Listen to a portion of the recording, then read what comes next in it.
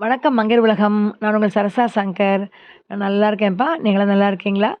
இது கருவேப்பில சாதங்க. இது கல்யாண வீட்லாம் சாப்பிட்டுருப்பீங்க. ஒரு 2 ஸ்பூன் வைப்பாங்க. திரும்ப கேட்டா கூட கிடைக்காது அது. அதுக்குள்ள பந்தியம் முடிஞ்சு போயிடும். இது வீட்ல ட்ரை பண்ணி பாருங்க. டெய்லி என்ன குழம்புன்னு யோசிச்சு போர் அடிக்குதா? ஒரு நாள் சுட சுட சாப்பாட வச்சுட்டு, இந்த கருவேப்பில சாதம் செய்யுங்க. வாணல்ல நல்லா கடுகு பொரிச்சுட்டு, 1 ஸ்பூன் கடுகோட ஒரு 4, 5 ஸ்பூன் உளுத்தம் பருப்பு, 4 ஸ்பூன் கடலை பருப்பு, 2 காஞ்ச மிளகாய், ஒரே ஒரு பச்சை மிளகாய் கீறி போட்டுக்கோங்க.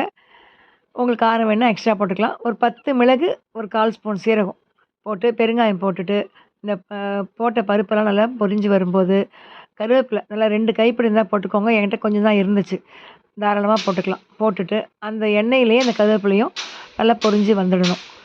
ஒரு துளியோண்டு புளி சேர்த்துக்கோங்க.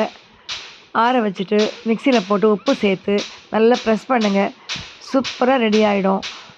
சுட சுட சாதத்த போட்டு, நல்லெண்ணெய் போட்டுக்கோங்க, இல்லையா நெய் போட்டுக்கோங்க. பெசஞ்சு சாப்பிட்டு பாருங்க. கொஞ்சம் ரிச்சா வேணுனா வேர்க்கடலையோ, முந்திரியோ போட்டுக்கலாம். அட்டகாசமா இருக்கும். லஞ்ச் பேக் பண்ணாலும், டிஃபன் பாக்ஸ் காலி ஆயிட்டு வரும். நீங்க ட்ரை பண்ணி பார்த்துட்டு, எனக்கு இத கமெண்ட் பண்ணுங்க. ஓகேங்களா?